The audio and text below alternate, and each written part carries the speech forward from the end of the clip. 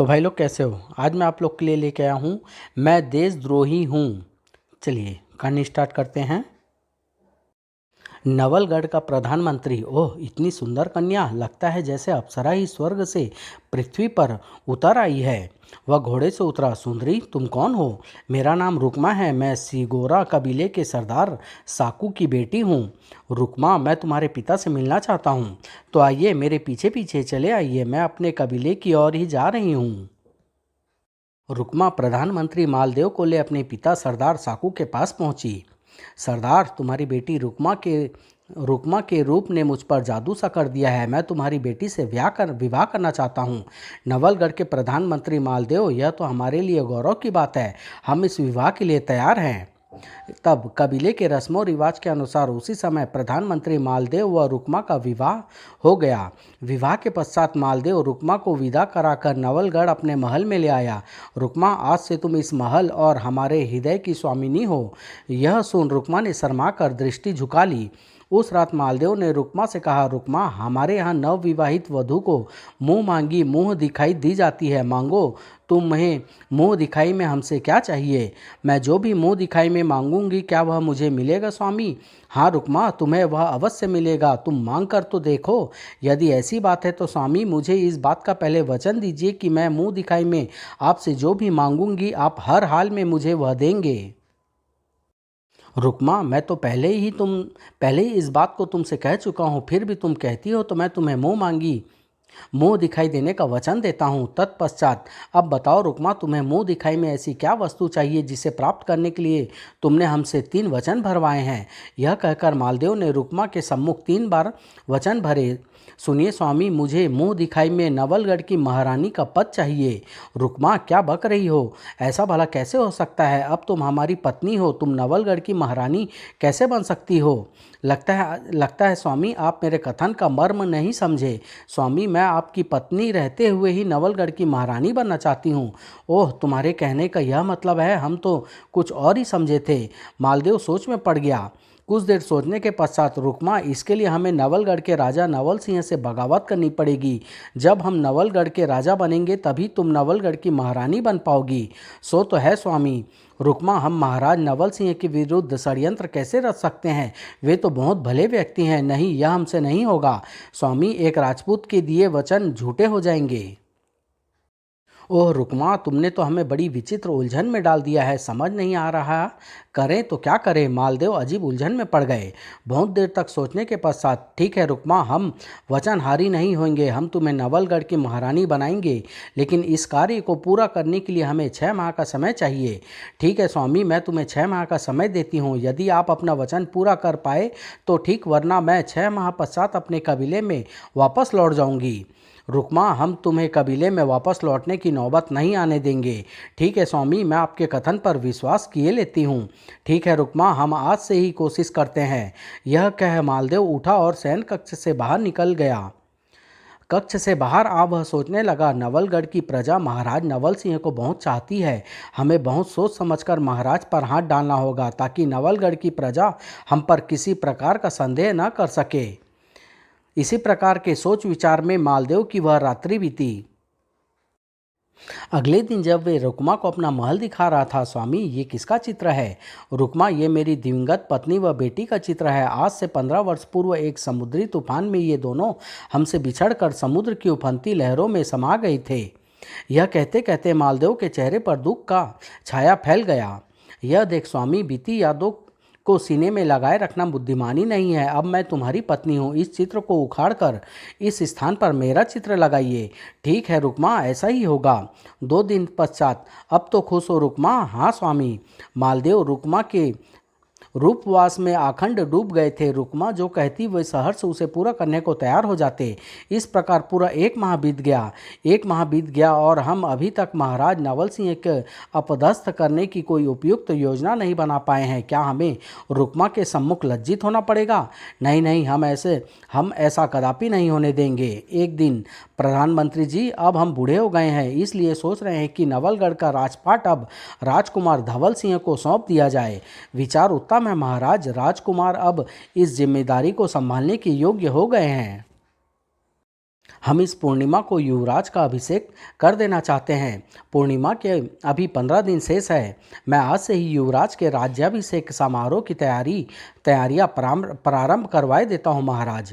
राजा नवल सिंह के कक्ष में से जब मालदेव बाहर निकला, महाराज युवराज को राजपाट सौंपे इससे पहले ही मुझे कुछ करना होगा, वरना मैं चाह कर भी रुक्मा को दिया वचन पूरा न कर पाऊंगा। उस रात लाओ सेवक, दूध का पात्र मुझे दे दो, मैं युवराज के पास ही जा रहा हूँ, मैं उन्हें यह पात्र दे दूंगा। जो आज्ञा प्रधानमंत्री जी। सेवक जब दूध का पात्र मालदेव को सौंप वहाँ से चला गया। इस विषैले दूध को पीने से युवराज अंधा हो जाएगा और किसी को कानो कान युवराज के अंधा हो जाने का कारण भी पता न चलेगा। तत्पश्चात वह युवराज धवल सिंह की कक्ष में पहुंचा। प्रधानमंत्री जी, आप दूध लेकर आए हैं? सेवक कहाँ गया? युवराज, मैंने ही सेवक को कक्ष के बाहर से भेज दिया है। आज खुशी की बेला में मैं स्वयं आपको दूध का पात्र देना चाहता था। खुशी की बेला? हम कुछ समझे नहीं प्रधानमंत्री जी। युवराज, पहले इस दूध के पात्र को लेकर इसका दूध पी लीजिए, तब मैं आपको विस्तार से सब कुछ बताऊंगा। तब मालदेव के हाथ में से युवराज धवल सिंह ने दूध का पात्र ले लिया और गट गट गट, आहा, बन गया काम। अब युवराज को अंधा होने से कोई भी नहीं रोक सकता है। दूध पीने के पश्चात, अब बताओ प्रधानमंत्री जी, आज खुशी की कौन सी बेला है? सुनिए युवराज, आने वाली पूर्णिमा के दिन महाराज आपको नवलगढ़ का राजपाट सौंपने वाले हैं। ओह, तो यह बात है। हाँ युवराज। प्रधानमंत्री जी, लेकिन महाराज हमें राजपाट सौंपने में इतनी जल्दबाजी क्यों कर रहे हैं? युवराज, आप राजपाट संभालने के पूरी तरह योग्य हो गए हैं, इसलिए महाराज जो करने जा रहे हैं वह सर्वथा उचित है। युवराज धवल सिंह के पास से प्रधानमंत्री मालदेव सीधे रुक्मा के पास पहुंचा। रुक्मा, मेरी योजना का प्रथम चरण निर्विघ्न पूरा हो गया है। सुबह होने पर जब युवराज धवल सिंह उठेगा तो उसकी आंखों की ज्योति जा चुकी होगी। युवराज जब नवलगढ़ का राजपाट संभालने के बिल्कुल योग्य युवराज अब नवलगढ़ का राजपाट संभालने के बिल्कुल अयोग्य हो गया है। स्वामी, एक बात मेरी समझ में नहीं आई। युवराज को इस प्रकार अंधा कर देने से आपको क्या हासिल होगा? इकलौते पुत्र के अंधा हो जाने के समाचार को पा महाराज नवल सिंह के हृदय को जबरदस्त ठेस पहुंचेगी। मैं उन्हें भी धीमा जहर देकर धीरे धीरे मौत के गोद में पहुंचा दूंगा। ओह, आपने तो बड़ी अच्छी योजना बनाई है स्वामी। अब मुझे विश्वास हो गया है कि आप मुझे एक दिन नवलगढ़ की महारानी बनाकर ही रहेंगे। देवयोग से कक्ष के बाहर से गुजरती हेमा दासी ने उन दोनों का यह वार्तालाप सुन लिया था। ओह, प्रधानमंत्री और उनकी पत्नी महाराज व युवराज के विरुद्ध कितना घिनौना षड्यंत्र रच रहे हैं। रुक्मा, एहतियात के तौर पर हमें कल से ही तुम्हारे कबीले के जमाज लड़ाकुओं को नवलगढ़ के चप्पे चप्पे में नियुक्त कर देना चाहिए। न जाने हमें कब उनकी सहायता की आवश्यकता पड़ जाए। इधर मालदेव रुक्मा से कह रहा था, तब तो हमें इसी समय चलकर कबीले में बापू से बात करनी होगी। तो चलें, हम अभी उनके पास चलते हैं। हाँ, यही ठीक रहेगा स्वामी। वे दोनों उसी समय रथ में बैठकर सिगिरोआ कबीले की ओर चल दिए। मुझे इसी समय चलकर महाराज को प्रधानमंत्री मालदेव के षड्यंत्र की सूचना देनी चाहिए। हेमा तुरंत ही महल की छत से उतरकर राजमहल की ओर चल दी। जब वह राजा नवल सिंह के राजमहल में पहुंची, ए हेमा, कहाँ जाती है? मैं महाराज से मिलने जा रही हूँ। इस समय तो महाराज अपने शयन कक्ष में सोने जा चुके हैं। मुझे इसी समय महाराज को अत्यंत महत्वपूर्ण सूचना देनी है। नहीं, इस समय किसी भी हालत में तुम उनसे नहीं मिल सकती हो। नियमों को कैसे तोड़ा जा सकता है? पहरेदार, मैं तुम्हारे हाथ जोड़ती हूँ, मुझे महाराज से मिलने जाने दो। इसी में हम सब की भलाई है। हेमा के बार बार अनुनय विनय करने पर भी पहरेदार टस से मस न हुआ। उसने हेमा को महल में न जाने दिया, यह देख ठीक है। यदि तुम मुझे महल में नहीं जाने दे रहे हो तो मैं यहीं पर रुक कर सुबह होने की प्रतीक्षा करूंगी। मैं और महाराज से मिलकर ही जाऊंगी। हेमा वहीं पर बैठ गई। इधर अर्धरात्रि के समय जब मालदेव और रुक्मा सिग्योरा कबीले में पहुंचे, सरदार आओ तुम्हारे झोपड़े में चलें। तुम दोनों इस समय यहाँ खैरियत तो है? सरदार आओ तुम्हारे झोपड़े में चलें, वहीं चलकर तुम्हें इस समय अपने यहाँ आने का कारण बताऊंगा। सरदार साकू उन दोनों को अपने झोपड़े में लेकर पहुंचा। हाँ, अब बताओ जमाई राज, आखिर बात क्या है? सुनो सरदार, मैंने तुम्हारी बेटी को वचन दिया था कि मैं इसे नवलगढ़ की महारानी बनाऊंगा। मालदेव ने विस्तार पूर्वक सरदार साकू को सारी बात बता दी। तत्पश्चात इस कार्य को सकुशल पूरा करने के लिए मुझे तुम्हारे कबीले के जमाज लड़ाकुओं की आवश्यकता है। सरदार सोच में डूब गया। कुछ देर सोचने के पश्चात, ओह, तो यह बात है जमाई राज, चूंकि तुम मेरी बेटी रुक्मा के लिए यह सब कर रहे हो, इसलिए मैं इस कार्य में तुम्हारा पूरा साथ दूंगा। सरदार, मुझे तुमसे ऐसी ही उम्मीद थी। सरदार ने उसी समय कबीले वालों को जगाया। कबीले वालों, जमाई राज को तुम्हारी आवश्यकता आ पड़ी है। अपनी जंगी व जहरीले हथियारों को लेकर तुम सब इसी समय इनके साथ चले जाओ, यह हमारा आदेश है। सरदार, आपका आदेश सिर माथे पर। सरदार, जमाई राज के हम किसी काम आ सके तो यह हमारे लिए फक्र की बात होगी। कबीले वाले उसी समय अपने अपने हथियार लेकर मालदेव और रुक्मा के साथ चल दिए। जब वे लोग नवलगढ़ पहुंचे तो भोर होने में कुछ ही समय बाकी था। तुम तुम सब हमारे पीछे पीछे चले आओ। इधर भोर होने पर पहरेदार, भोर हो गई है, अब तो मुझे महल में जाने दो। हाँ, अब तुम जा सकती हो। हेमा जब महल में राजा नवल सिंह के कक्ष में पहुंची, कौन हो तुम? महाराज, मैं प्रधानमंत्री मालदेव की महल की दासी हेमा हूँ। मैं आपके लिए एक अत्यंत ही दुर्भाग्यपूर्ण खबर लाई हूँ। कैसी खबर लाई हो तुम दासी? महाराज, प्रधानमंत्री मालदेव ने अपनी नवविवाहित पत्नी के कहने पर आकर आपके विरुद्ध एक घिनौना षड्यंत्र रचा है। क्या कह रही हो? प्रधानमंत्री मालदेव तो हमारे सबसे अधिक विश्वास पात्र व्यक्ति हैं। नहीं नहीं, तुम गलत कह रही हो दासी। महाराज, मेरा कहा एक एक शब्द सच है। प्रधानमंत्री मालदेव के षड्यंत्र में फंसकर युवराज धवल सिंह अपनी आंखों की ज्योति खो बैठे हैं। क्या क्या सचमुच युवराज धवल सिंह अंधे हो गए हैं? महाराज, आप इसी समय युवराज के पास चलकर मेरे कथन की सत्यता की जांच कर सकते हैं। हाँ, यह ठीक रहेगा। दासी हेमा के साथ जब राजा नवल सिंह युवराज धवल सिंह के कक्ष में पहुंचा, मेरी आंखें या मेरी आंखों को क्या हुआ? मुझे कुछ दिखाई क्यों नहीं दे रहा है? ओह, यह तो सचमुच ही युवराज अंधा हो गया है। तो क्या वास्तव में ही प्रधानमंत्री मालदेव ने हमारे विरुद्ध कोई षड्यंत्र रचा है? नवल सिंह दौड़कर धवल सिंह के पास पहुंचा। युवराज, क्या हुआ तुम्हारी आंखों को? ओह पिताजी, पिताजी, रात तक तो मेरी आंखें बिल्कुल ठीक थी। सुबह उठने पर जब मैंने आंखें खोली तो मुझे चारों ओर अंधेरा ही नजर आया। यह क्या अनर्थ हो गया युवराज? हमने तो तुमसे क्या क्या आशाएं लगा रखी थी। महाराज, कल रात युवराज ने जो दूध पिया था उसमें प्रधानमंत्री ने जहरीली दवा मिला दी थी। हेमा, मैं उस दगाबाज को जीवित नहीं छोड़ूंगा। मैं अभी उसे महल में बुलाकर सजा देता हूँ। महाराज, भूल कर भी ऐसा न करिएगा। प्रधानमंत्री रात में ही अपनी पत्नी के साथ सिगोरा कबीले के सरदार के पास सहायता मांगने चला गया था। कबीले के जमात लड़ाकुओं के साथ साथ वह अब तक अपने महल में वापस लौट चुका होगा। आप उसे यहाँ बुलाकर सजा देंगे तो कबीले के लड़ाकू नवलगढ़ में मारकाट मचा देंगे। ओह, तब हम क्या करें? महाराज, प्रधानमंत्री को सजा देने का समय निकल चुका है। प्रधानमंत्री अब आपका भी अहित कर सकता है महाराज। इससे पहले कि उसे यह बात पता चले कि आपको उसके षड्यंत्र के बारे में पता चल गया है, आप युवराज को लेकर नवलगढ़ से दूर चले जाइए। यह तुम क्या कह रही हो हेमा? हम अपना राज्य छोड़कर चले जाएं? हाँ महाराज, समय की मांग यही कहती है। इस समय मालदेव को अपने मन की कर लेने दीजिए। आप नवलगढ़ से दूर नीलगिरी के जंगल में चले जाइए। मैं समय समय पर वहां पहुंचकर आपको नवलगढ़ की सूचनाएं देती रहूंगी। हेमा, शायद तुम ठीक कह रही हो। हमें इस समय नवलगढ़ से दूर चले ही जाना चाहिए।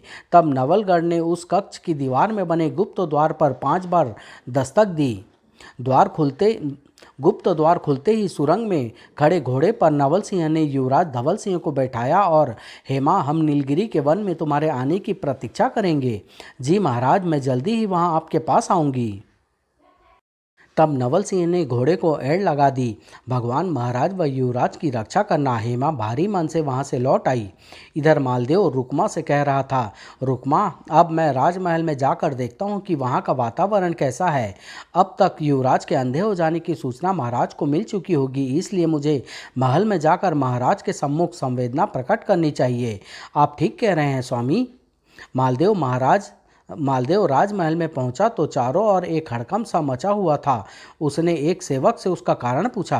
क्या बात है सेवक, महल में यह अफरा तफरी क्यों मची हुई है? क्या बताएं प्रधानमंत्री जी, महल में से महाराज व युवराज दोनों ही गायब हैं। क्या? हाँ प्रधानमंत्री जी, स्वयं राजमाता भी महाराज व युवराज के इस प्रकार अकस्मात गायब हो जाने से बहुत परेशान है।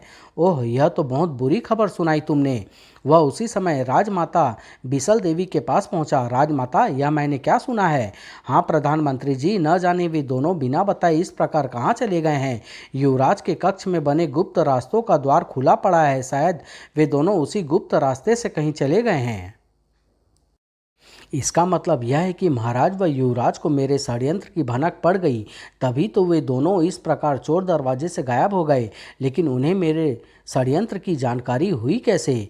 बहुत सोचने पर भी उसकी समझ में कुछ नहीं आया। तब वह राजमाता से बोला, राजमाता आप फिक्र न करें, महाराज व युवराज की खोज में मैं गुप्तचरों को चारों ओर भेज देता हूँ। हाँ, ऐसा करना ही ठीक रहेगा प्रधानमंत्री जी। राजमाता को सांत्वना दे जब मालदेव राजमहल से लौट रहा था, क्षमा करें प्रधानमंत्री जी, आपसे एक बात कहनी है। कैसी बात? प्रधानमंत्री जी, कल देर रात को आपके महल की दासी हेमा महाराज से मिलने आई थी। महाराज से भेंट करने की प्रतीक्षा में वह सारी रात राजमहल के द्वार पर ही बैठी रही और भोर होने पर उनसे मिलकर ही वापस लौटी थी। यह तुम क्या बक रहे हो पहरेदार? मैं सच कह रहा हूँ प्रधानमंत्री जी। अब समझ में आया, हेमा ने छिपकर मेरी और रुक्मा की बातें सुन ली होगी और उन्हीं बातों को बताने वह महल में महाराज के पास आई होगी। अपने महल में पहुंचकर मालदेव ने सबसे पहले हेमा को अपने पास बुलवाया। हेमा, हमारी दासी होकर तूने हमारे साथ ही गद्दारी करी। तू हमारी बातें महाराज को बताने महल में गई थी। हाँ मालदेव, मैं महाराज को तेरी करतूत बताने गई थी। हेमा, अदब से बात कर। तू इस समय नवलगढ़ के भावी राजा के सामने खड़ी है। मालदेव, तुझ जैसा दगाबाज आदमी नवलगढ़ का राजा बने यह मैं कभी नहीं होने दूंगी। मैं नवलगढ़ की प्रजा के सामने तेरा भांडा फोड़ दूंगी। यह सब करने के लिए तू तू जीवित बचेगी तब ना। मालदेव ने तत्काल ही म्यान से तलवार बाहर खींची और आह, हेमा घायल हो जमीन पर गिर तड़पने लगी। आह मालदेव, तेरा पाप का भंडा अवश्य ही फूटेगा। तुझे तेरे पापों की सजा अवश्य मिलेगी। तू हेमा के शब्द अधूरे ही रह गए। उसने जोर से एक हिचकी ली और तुरंत ही प्राण त्याग दिए। इधर नवल सिंह घोड़ा दौड़ाता हुआ एक बीहड़ स्थान पर पहुंचा। पिताजी, हम कहाँ से गुजर रहे हैं? युवराज, हम इस समय दान घाटी के दुर्गम वन से गुजर रहे हैं। तभी धवल सिंह पृथ्वी पर धड़ाम से गिरने के पश्चात बेहोश हो गया। न जाने कब उसे होश आया। आह, मैं कहाँ हूँ? युवक, तुम नीलगिरी के वन में स्थित गौरी माँ के मंदिर में हो। गौरी माँ के मंदिर में? मैं यहाँ कैसे आया? तुम कौन हो?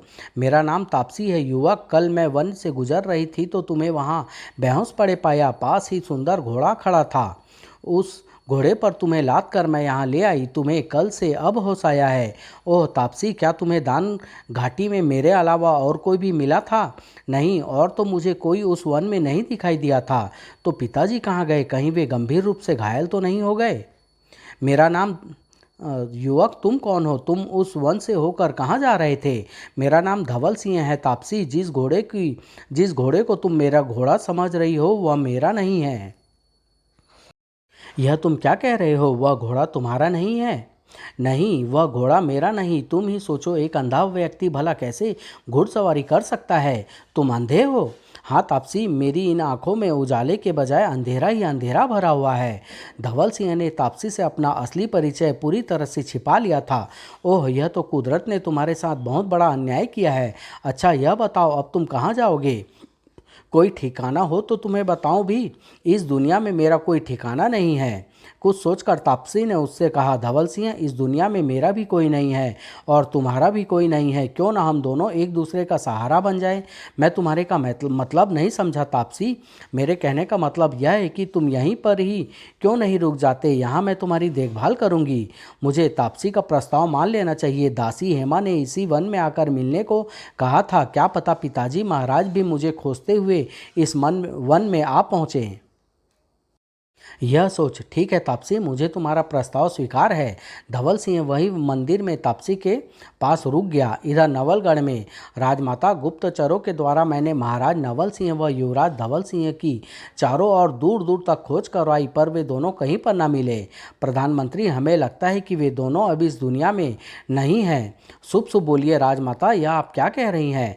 मैं ठीक कह रही हूँ प्रधानमंत्री जी। उन दोनों को राज्य से गए पूरे 3 माह हो गए हैं। अगर वे दोनों जीवित होते तो क्या इस तरह राज्य से दूर रहते? यह तो आप ठीक कह रही हैं राजमाता, लेकिन अब क्या ही किया जाए? नवलगढ़ को नेतृत्वहीन और कब तक छोड़ा जा सकता है?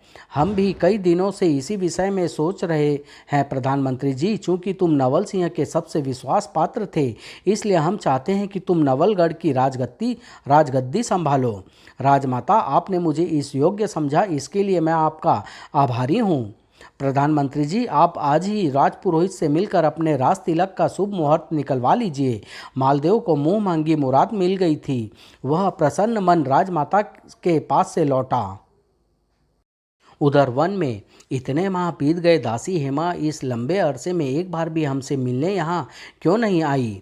धवल सिंह को क्या पता था कि देशभक्त दासी हेमा मालदेव की क्रूरता की शिकार हो कब की मौत की नींद सो चुकी थी। एक दिन गौरी माँ के मंदिर में कल्प ऋषि पधारे। उन्होंने तापसी व धवल सिंह को समझाते हुए कहा, देखो तुम दोनों युवा हो, तुम्हारे इस प्रकार इकट्ठे रहना ठीक नहीं है। तो हम क्या करें ऋषिवर?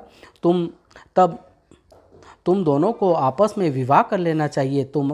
तब तुम्हारा एक साथ रहना धर्म संगत भी होगा और युक्त संगत भी। तब दोनों की स्वीकृति पर कल्प ऋषि ने स्वयं उन दोनों का विवाह करवाया। तत्पश्चात उन दोनों का आशीर्वाद दे कल्प ऋषि वहाँ से चले गए। दूसरी ओर नवलगढ़ में, रुक्मा देखो, 6 माह से पहले ही मैंने तुम्हें दिया वचन निभा दिया है। आज मुझे नवलगढ़ के राजा का पद मिलने वाला है और तुम्हें महारानी का पद। सचमुच स्वामी, आप अपने वचन के पक्के निकले। वे पल कितने सुंदर होंगे जब आज मैं दरबार में महारानी के सिंहासन पर बैठूंगी। वे दोनों प्रसन्न मन से राज दरबार में पहुंचे। आओ मालदेव जी, आप ही की प्रतीक्षा हो रही थी। राजपुरोहित जी, आपको जो भी करना हो शीघ्र कीजिए। राजपुरोहित ने मंत्रोच्चार के पश्चात जैसे ही राज मुकुट मालदेव के सिर पर रखना चाहा, ठहरो राजपुरोहित, ठहरो। राजपुरोहित के बढ़ते हाथ जहाँ के तहाँ रुक गए। देवी, आप कौन हैं? मुझे नहीं पहचाना राजपुरोहित जी? मैं नवलगढ़ के राज परिवार की कुल देवी हूँ। ओह, राजघराने की कुल देवी आपने दरबार में प्रकट होने का कष्ट क्यों किया कुल देवी? राजपुरोहित जी, नवलगढ़ के राजघराने के राज सिंहासन पर कोई देशद्रोही आसीन होने जा रहा हो और मैं चुप रह जाती, यह कैसे हो सकता था? आप किसे देशद्रोही कह रही हैं देवी? प्रधानमंत्री जी, मालदेव देशद्रोही है। पुरोहित जी, इन्होंने ही अपनी ध्रुत नवविवाहिता पत्नी रुक्मा के कहने पर महाराज नवल सिंह व युवराज धवल सिंह को विरुद्ध बड़ा गहरा षड्यंत्र रचा था। कुलदेवी ने राजपुरोहित, राजमाता व दरबार में उपस्थित सभी लोगों को मालदेव व रुक्मा की काली करतूतें बताई। रुक्मा, तू ही इस सारे षड्यंत्र की जड़ है। न तेरा विवाह देशभक्त मालदेव से होता, न वह तेरे रूप में पागल हो देशभक्त से देशद्रोही बनता। सबसे पहले मैं तुझे ही सजा दूंगी।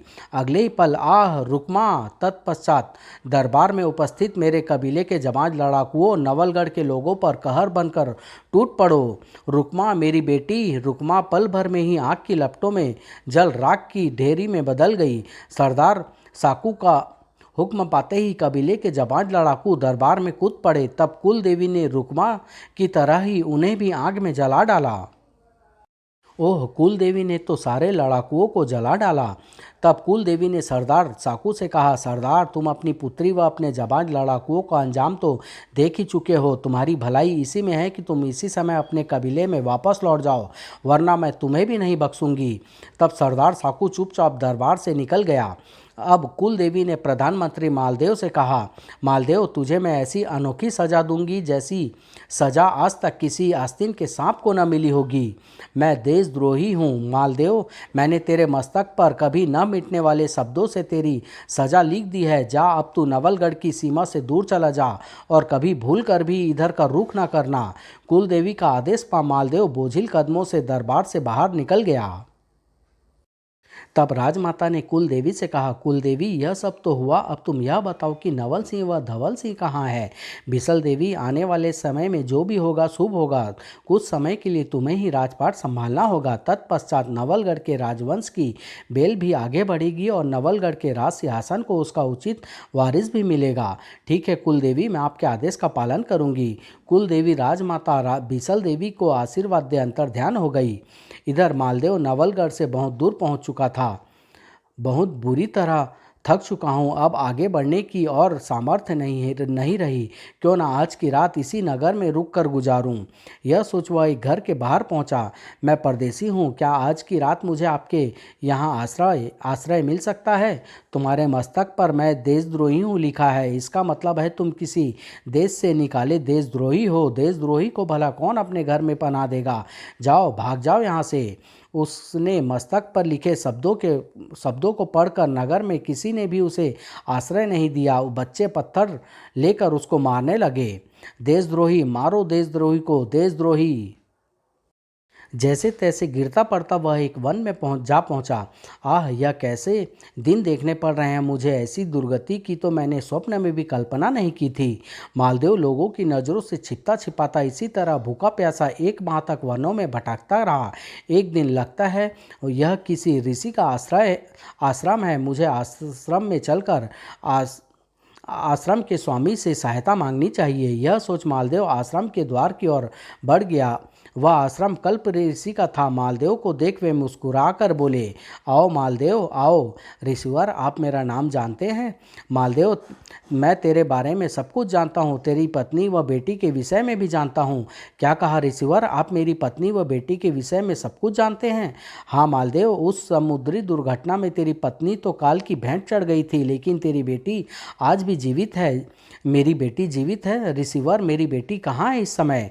तेरी बेटी का नाम तापसी है। आज से 15 वर्ष पूर्व वह समुद्र की लहरों पर डूबती उतारती पुजारी रामानुज को मिली थी। उसने ही तेरी बेटी को पाला पोसा। पुजारी रामानुज की मृत्यु के पश्चात तेरी बेटी अकेली रह रही थी, लेकिन अब उसका विवाह नवलगढ़ के युवराज धवल सिंह के साथ हो चुका है।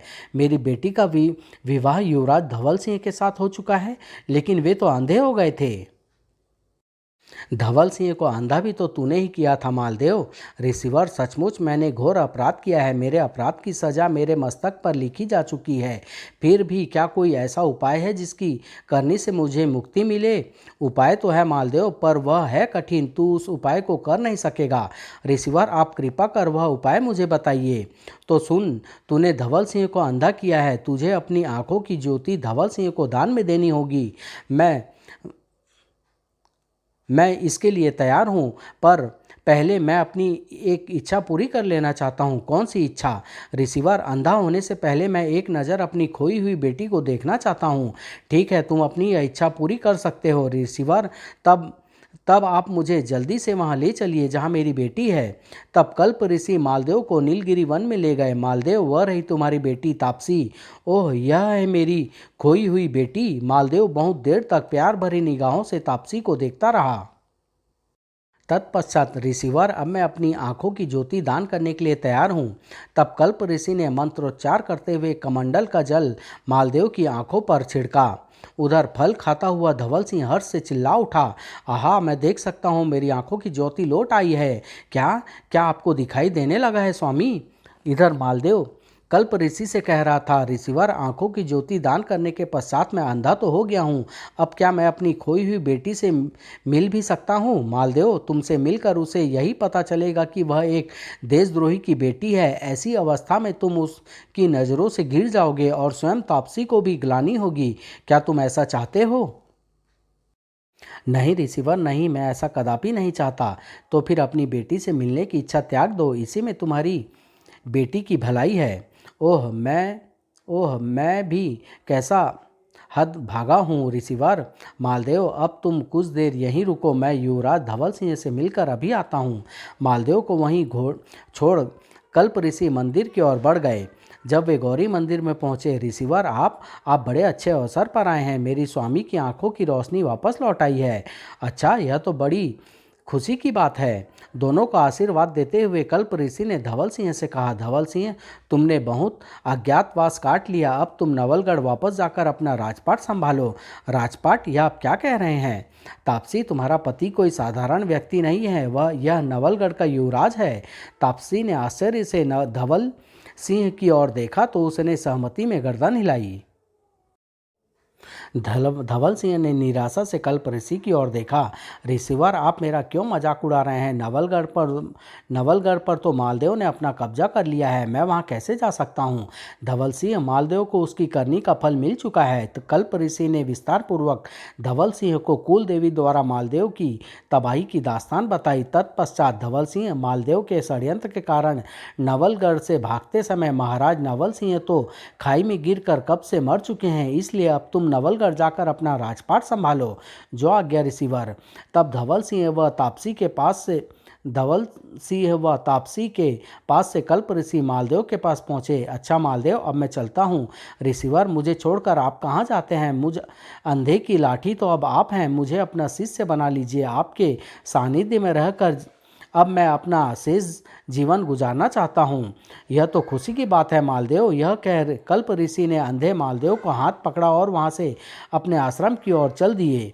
इधर जब धवल सिंह तापसी के साथ नवलगढ़ पहुँचा, ओह धवल सिंह, मेरे बच्चे, तुम जीवित हो? हाँ माँ, आपका आशीर्वाद से मैं सकुशल अपने राज्य में वापस लौट आया हूँ।